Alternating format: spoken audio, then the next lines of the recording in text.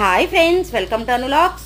ఇవాళైతే బ్రేక్ఫాస్ట్కి నేను జ్యూస్ తాగుదాం అనుకుంటున్నాను. లైట్గా ఉంటుంది కాబట్టి దానిమ్మ మిత్తులు అయితే ఒక కాయ దానిమ్మకి ఒక గ్లాస్ పాలు తీసుకున్నాను. పంచదార అయితే నేను వేసుకోవట్లేదు.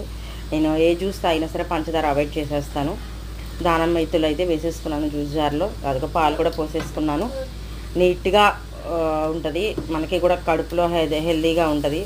అందుకని మిక్సీ పట్టేశాను నీట్గా. ఎక్కువసేపు పెట్టుకోండి, ఎందుకంటే దానిలో ఇత్తులు ఉంటాయి కదా, అవి కూడా స్మాష్ అయిపోతాయి.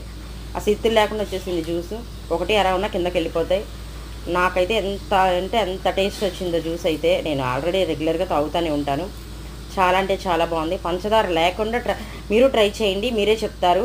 జ్యూస్ చేసుకుంటే పంచదారే వేసుకోవాలని రూల్ అయితే లేదు. ఎంత కమ్మగా ఉందంటే అంత కమ్మగా ఉంది. నేనైతే ఇలా ట్రై చేస్తాను ఫ్రెండ్స్. మీకు నచ్చితే ఫాలో అవ్వండి, మీరు కూడా ట్రై చేయండి. డైట్లో ఉన్నవాళ్ళు కంపల్సరీగా ఇలాగే చేయాలి. నేనైతే డైట్లో ఉన్నాను. ఒక 23 డేస్ నుంచి నేను రైస్ తీసుకోవట్లేదు. ఆల్మోస్ట్ ఇలాగే చేస్తున్నాను. నేను ఏది చేస్తే అది చేస్తాడు ఈ కోతి. అందుకని పోనీలు ఆ వంకతో ఉన్న వాళ్ళు జ్యూసులు అన్నీ తాగుతూ ఉంటారు కాబట్టి కొద్దిగా నాకు కొద్దిగా వాడైతే కొద్దిగా తాగుతానన్నాడు. కానీ ఫ్రెండ్స్ చూడండి, మొత్తం తాగేసి ఖాళీ గ్లాస్ నాకు ఇచ్చాడు. దానికి ఫీల్ అయ్యాను. ఒకే కాయ చేసుకున్నాను కదా, పోనీలేండి, పిల్లలు తాగడం కంటే మనకేం కావాలి. మొత్తం తాగేశాడు. చాలా హ్యాపీ అనిపించింది. మీకు నచ్చితే లైక్ చేయండి, షేర్ చేయండి.